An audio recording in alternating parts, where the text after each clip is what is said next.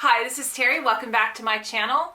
I just want to start with this, that if you are outside of California and you have not been paying attention to any sort of quarantine or stay-at-home order, even going out to bars and restaurants with impunity, going to large gatherings, whether it be family, friends, church, etc., without wearing a mask, or really not suffering at all from a change in your lifestyle due to the pandemic, this video is not for you.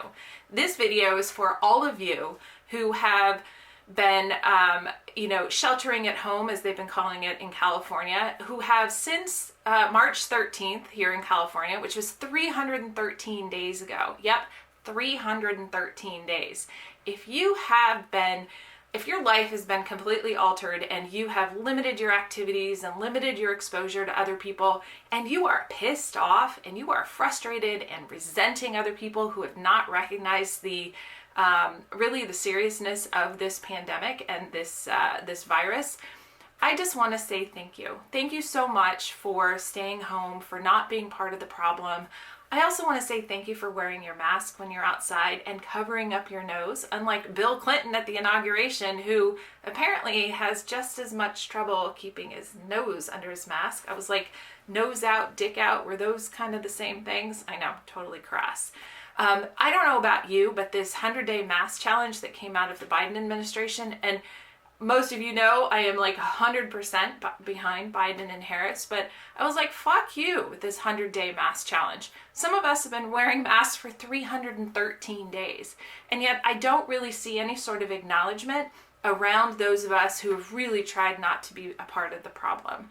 And a lot of us put off our health appointments, our hair appointments, our wax appointments, our botox appointments, all sorts of different appointments, and we've sacrificed our health and our mental health in order to not be part of the problem. And I really don't see much in the way of acknowledgement and gratitude for all of you and all of us who have really done so much for the sake of the people that we love and the people that we don't even know, in order to make sure that they don't get sick and they don't die. And so to all of you, I say thank you. Thank you, thank you, thank you. I see you, I acknowledge you. Fortunately today, on Monday, January 25th, the day that we're recording this, Gavin Newsom lifted the statewide stay-at-home orders. I haven't seen the details around this, but I guarantee that I'm done. I am done being extra super careful. I am making my health appointments. I'm going to talk about some surgery I'm going to be having. I'll do that in Saturday's video, so check that out. We'll be recording that a little bit later today because Finn and Zeke are heading up to Tahoe for a couple of days, and we need to get them the videos done before they leave.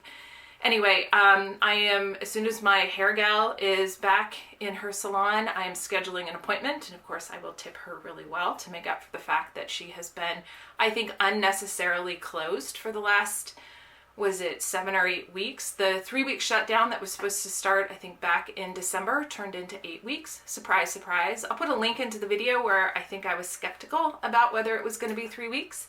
It was more, as we suspected. Well, the thing is, it was only 3 weeks, and it would end after the 3 weeks if our ICU capacity was back up. So, and we knew with the way, with Thanksgiving and then with Christmas and with New Year's, we knew that was going to be, it was stupid. They should have said, look, we're not going to open up until February, so screw you. And I am so frustrated with the number of people who are out and about, completely disregarding it, traveling. They may have been good at some point, but maybe they experienced the pandemic fatigue, which I talked about in a video about 2 weeks ago. I'll put a link to that as well. But I'm not putting my life on hold any longer. I will still wash my hands. I will still wear a mask. I will still socially distance.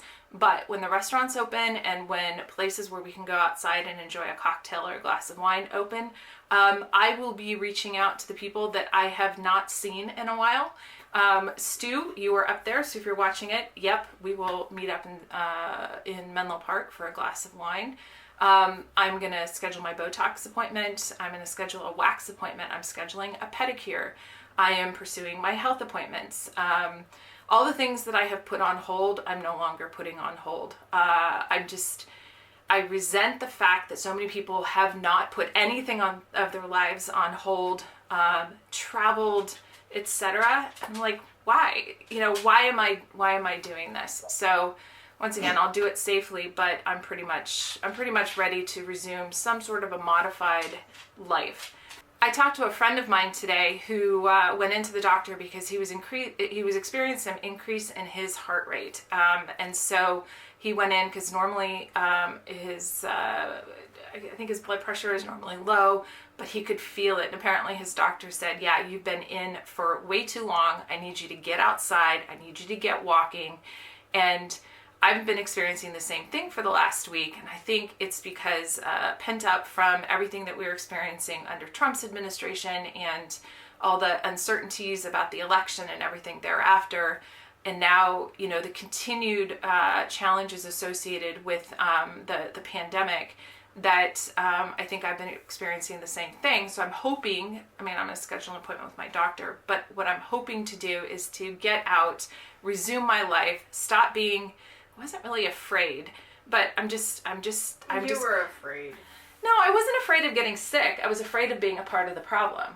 I'm healthy. That's still being afraid. Yeah, but it's different. It's different. For the longest time, you refused to even go out because you didn't want to wear a mask. Well, no, I was afraid to see the impact on what our society and what our life experience was going to be as a result of this pandemic. I didn't want to see the plexiglass. I did not want to be out and about seeing people with masks and not being able to interact.